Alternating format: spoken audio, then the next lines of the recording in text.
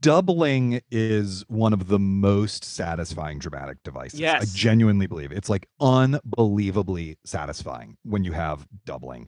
It's a thing that Michael Mann uses all the time. It's Yeah. a lot of great filmmakers use it in various ways, and it's very satisfying. And here they make the doubling like super Can you just define that literal. term Yeah, so as best you doubling can? is in a lot of, well, I mean, the Shakespeare does it a lot. Dostoevsky has the novella The Double, which was turned into a Richard A. Owadi directed a film adaptation of it with Jesse Eisenberg.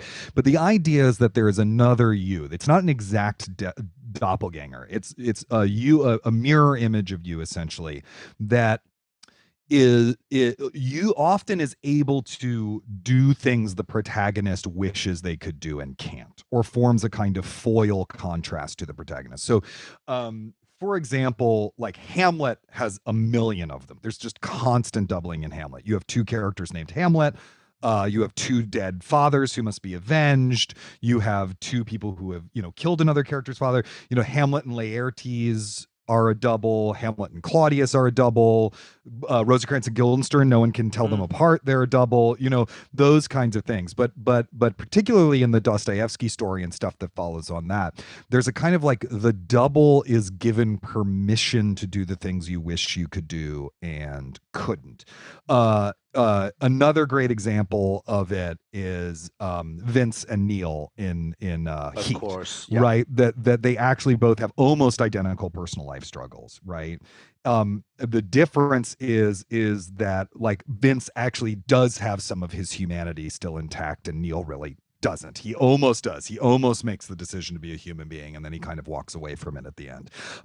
Similarly, because it's Michael Mann we're talking about, Jamie Foxx and Tom Cruise. Yes. In Collateral, what happens is Tom Cruise teaches Jamie Foxx how to be agentic, right? He like teaches him how to be a real man, basically, through being a psychopathic assassin.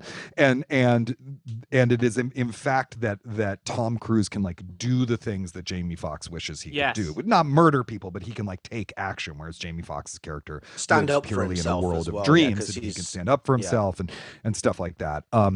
Finally you have the scene where Jamie Foxx has to go to the club and pretend to be Yeah. Tom Oh my Cruise's God. Yeah, character, right? And in that something shifts within him, and that is why he is actually able to best Tom Cruise's character at the end of the movie, right? So this, I just find this to be an incredibly satisfying trope within narrative driven Yes. work. And once you spot it, you see it everywhere, right? Tom Ripley and Dickie, right, is another example. A lot of times when a work becomes like really plot driven, doubles start breaking out. It's like a weird side effect of plot. And Villeneuve's so Enemy is a good example of this also. Villeneuve's for people. Enemy, is Yeah. another great example of it. Yeah, totally. Or even in Dune, you have Fade Routha, right, who's like the bizarro version of Paul, and and stuff like that. So in this, they're taking that idea of the double and they're just making it really, really literal, because both men have to become each other's doubles and then live as each other in this like wild way. And of course, the interesting thing, because Sean sucks and he can't have any fun whatsoever, is that it is like torturous for him to live as Castor Troy, right? It's like a source of constant pain and struggle for him. Right. Whereas, of course, Castor Troy living in the body of Sean Archer is having the time of his life, because he's this like lord of misrule, satanic figure who just wants to like seduce his own daughter and chain